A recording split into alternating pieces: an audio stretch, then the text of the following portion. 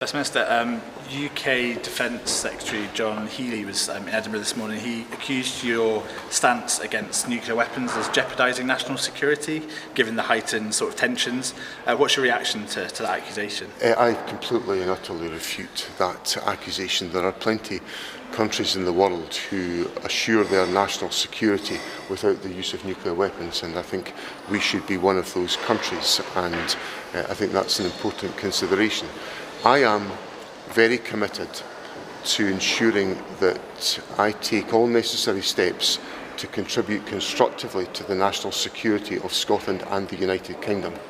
I could do with a bit more assistance from the UK Government in the process, because the UK Government is incredibly difficult to engage on significant issues of national security, as in recent days, such as on the MV Minerva tanker, where the flow of communication between the Scottish and United Kingdom governments has been absolutely appalling. First Minister, on that point, can I just ask, at the John Healey event that David raised, Douglas Alexander, the Scottish Secretary, said that he wrote to you last week to offer you a briefing on the tanker seizure, but didn't receive a reply. Can I ask why that was? I wrote to the Prime Minister asking for a detailed briefing about the Minerva, and also for all issues that are relevant from a United Kingdom government perspective to be taken forward in full agreement and dialogue with the law officers of Scotland, who of course have legal responsibilities now that the tanker is in Scottish waters.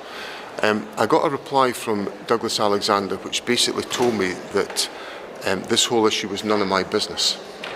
So if that's what Mr Alexander is suggesting is an invitation to dialogue, then I suggest he goes and redrafts his letters before he sends them to me.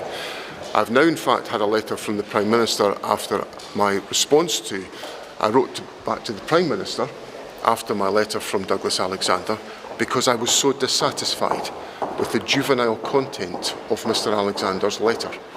And I've now had a reply from the Prime Minister which offers me the dialogue on security information that I believe is necessary for the First Minister of Scotland to have, and I will pursue that.